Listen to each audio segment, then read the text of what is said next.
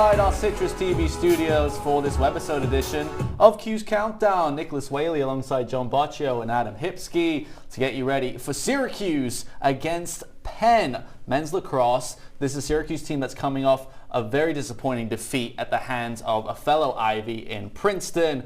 John, what are your keys to the game for Syracuse? Well, I think the key is pretty simple. After a tough loss against Princeton, now you have to look over to this game to Penn, and the only thing that I could really say is just everybody stay calm, all right? It's going to be fine. It'll be just all right. Syracuse loses a tough one to an opponent that was top 3 heading into this season, and now it looks to a Penn squad who, yes, only lost to North Carolina by 2, the top-ranked team in the nation, but at the end of the day, this is still Syracuse. They beat up on the teams that they're supposed to beat. And then when it comes to the games that should be a little bit closer, that's when it gets tough. John, I think the reason why a lot of people are hitting that panic button and you have the counter of staying calm is because Joey Spallina didn't record a point. But I don't want to give all the blame to Joey Spallina. How about his number 2 and Michael Leo? They need to get the attackmen more involved. He didn't enter the scoring sheet against Princeton until there was less than a minute left. So if everyone's going to put all the blame on Joey Spallina's shoulders, well, how about someone that can take some of the weight off? And that's Michael Leo. He's been around the block. He's an experienced veteran presence.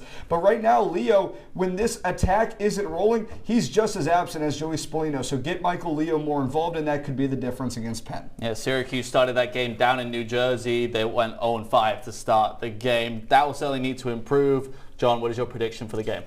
Again, I said that Syracuse beats up on the teams that it's supposed to beat, and that's why I think this one won't be all too close. 14-8 Syracuse is going to be my prediction on this game. I feel like Syracuse marches into Franklin Field and beats down on the Quakers, mainly because this attack is going to be fired up after a really tough game against Princeton, and that's when Syracuse is normally playing at its best. You saw a lot of games last season where Syracuse had tough stretches and then would come back, and well, last season they fired off 6 straight. I feel like this could be a start of a stretch like that. I think Syracuse bounces back, but the Orange historically have struggled in the outdoors. I think they do again at Franklin Field. They win 13-9, so they come away with a victory, but I still think Syracuse as a team needs to get its feet underneath them a little bit more than what they are playing at the level right now. So I'm going 13-9. Syracuse takes it. Certainly going to be an important one when you look down the stretch. This Syracuse team absolutely needs to bounce back. I've got 11-8. Syracuse win it. Hopefully the Orange can bounce back. Well, for John Boccio and Adam Hipsky, I'm Nicholas Waley.